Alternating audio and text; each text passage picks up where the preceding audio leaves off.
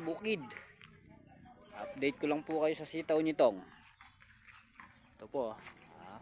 Dami na pong bulaklak Dami na po siyang bulaklak.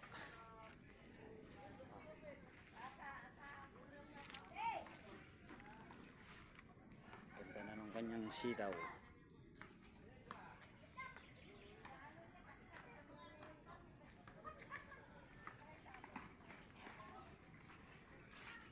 Ilang araw pa halaw na sila rito. May bulaklak na po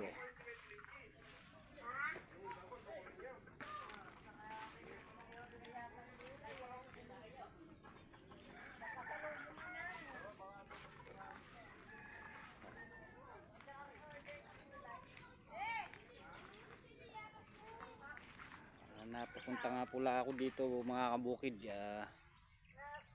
Kunin ko lang po yung aming in-order na foliar, yung 3G. Kunin ko lang po rito.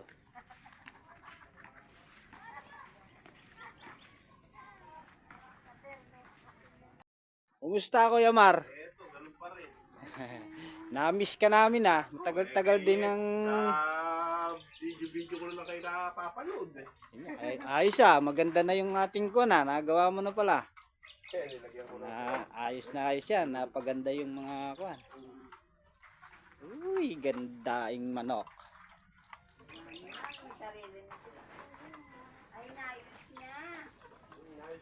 Yan po yung mga manok ni Kuya Mar. Dae. Mga napapapremyuhan. Pinapanood ko lang kasi lagi sa ano. Kukuha ko na dahon ng palayaan sa lingkod. Ay, good morning kabukid. Ano ang ginagawa mo, Kuya Eddie? Nangunguha na sili, dadaling ko sa Kapas Tarlac.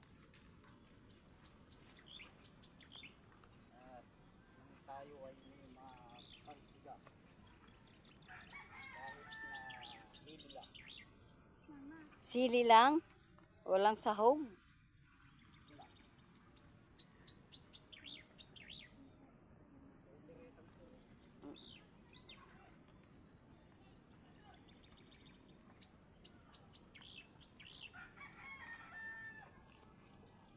Ang gaganda naman, lalaki na ng sili. O, bigay mo dun kay Papa mo. Ayun na, naku, kalaki. O, kunin mo yun, naku. Ang laki. Tara dito. O, yung pinakamalaki, pitasin mo. Ay, kalalaki.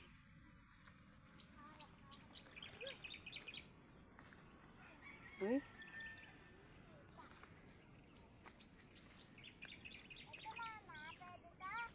Oh, basta't malaki.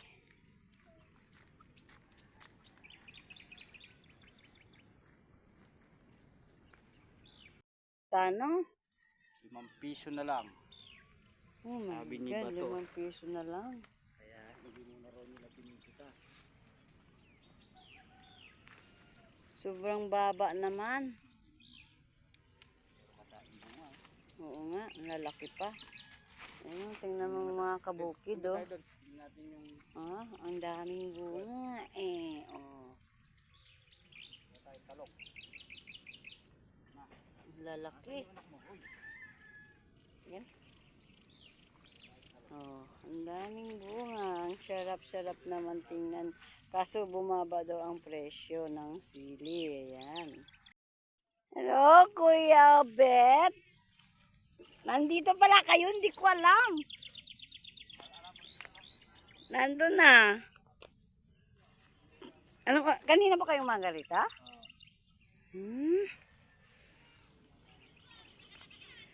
Ayan, napag-utusan kami nitong Rico.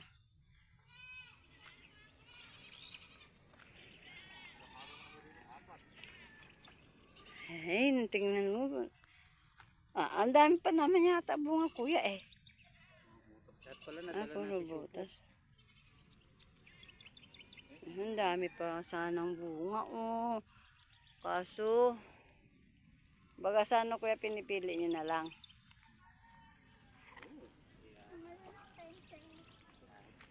Kahit man lang pambili ng kanila kuya, makakakuha sila. Maraming namumulit dyan. Ano? Umaya lang, pag nakakita ng lalaki ako rin, kikilusin mo. Pandaming namumulit dyan. Pabilan.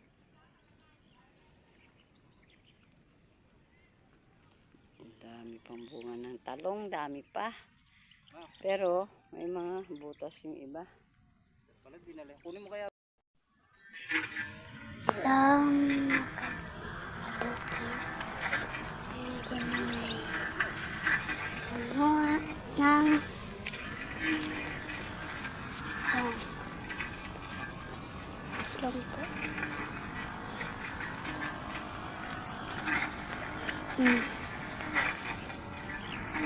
ng longko.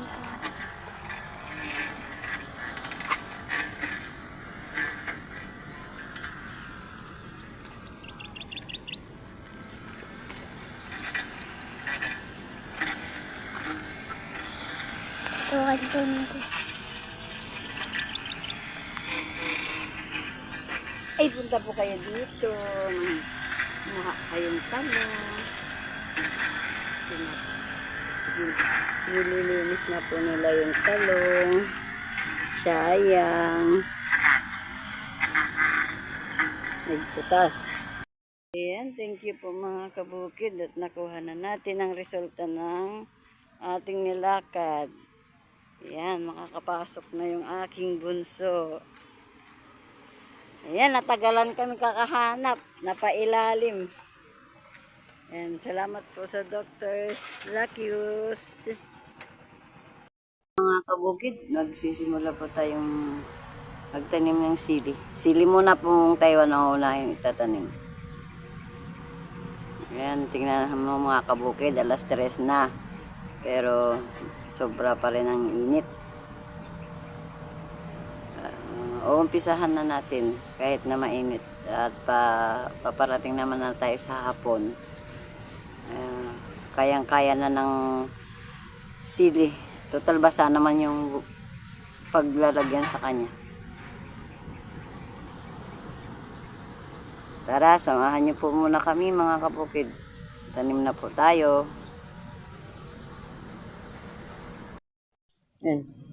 Mga kabukid, ito balik na naman po tayo sa pagtatanim naman ng siling Taiwan. Dito po nahihirapan yung sili pagka ganyang mainit, nasasaktan sila ng sobra. Kailangan po natin hindi kumadakot-dakot yung lupa. Mapekat dito na hindi ko malaman. Mapekat na. Pero may halong buha-buhangin ito eh. Kaso lang eh.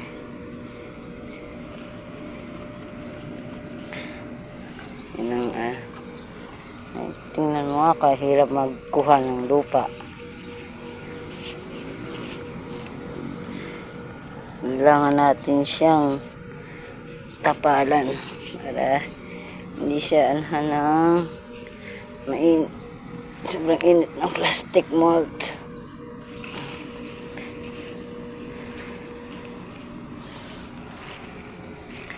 Ang katulad niya, no? Ang laki ng bakante sa loob. Kailangan siyang tabunan muna. Ayan mga kabukid, medyo malamig na. Kahit na hanggang mamaya pa, mga hanggang mamayang alas 5 o alas 6, pwede pa tayo magtrabaho. Dahil malamig na nga. Pero kanina medyo matamlay ang pagtatanim kasi mainit. Masakit sa balat. Sobrang init. Masakit sa ulo. Ayan. Pero yung mga kasama namin talagang nagtyaga sa init. Subali tapos na yung gawin na to ni Hapa. Yun na lang. Yun na lang. Ayan.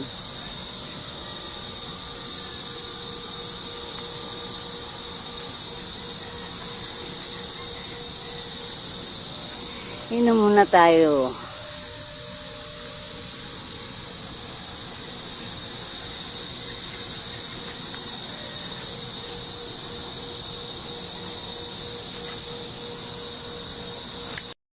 Ayun nga mga kabukid, pagdating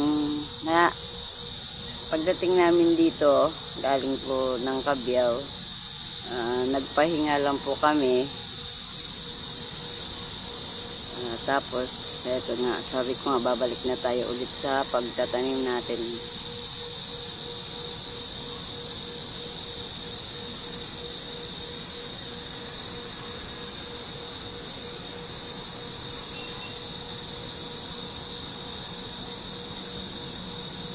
Pero kung malamig lang, mga kalahating araw, matatapos yung pagtatanim. Ala, sobrang init. Ang oras na nga pala ay alas 5 na. Kaya pala malamig na yung dampi sa balat.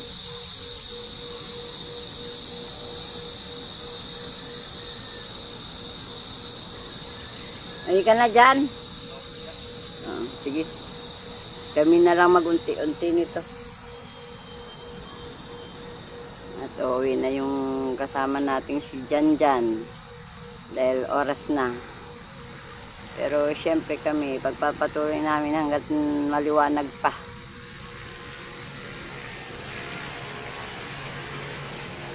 Bawi-bawi muna kami ni Kuya Eddie at kami naman ay nakapagpahinga ng isang araw. Kaso syempre may nilalakad tayo at yun ay importante para dun sa mga anak namin. At bago nga po kami dun umalis, iniwan namin yung mga pangangailangan nila at pinagbili na rin namin dun sa nakakatanda sa kanila. Nga po pala mga kabukid, nagpapasalamat po ako sa tulong ko at suporta ng mga anak namin. At kahit na papaano, ginagabayan pa rin kami at yung mga kapatid nila dun, pinagabayan din nila kahit na may kanya-kanya silang buhay.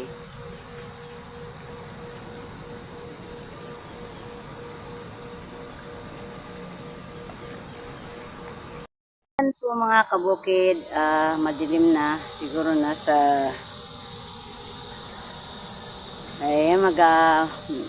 mahigit na pong alas 6, alas 7 na po tayo. Nasa 6:40 na po. Pahinga na po, bukas na naman po tayo. Hanggang dito na lamang po ang aming video sa maghapon. Maraming salamat sa pagsubaybay nyo sa amin. Ayan. Mag-iingat po tayo palagi. God bless po sa inyong lahat dyan. Happy lang po tayo.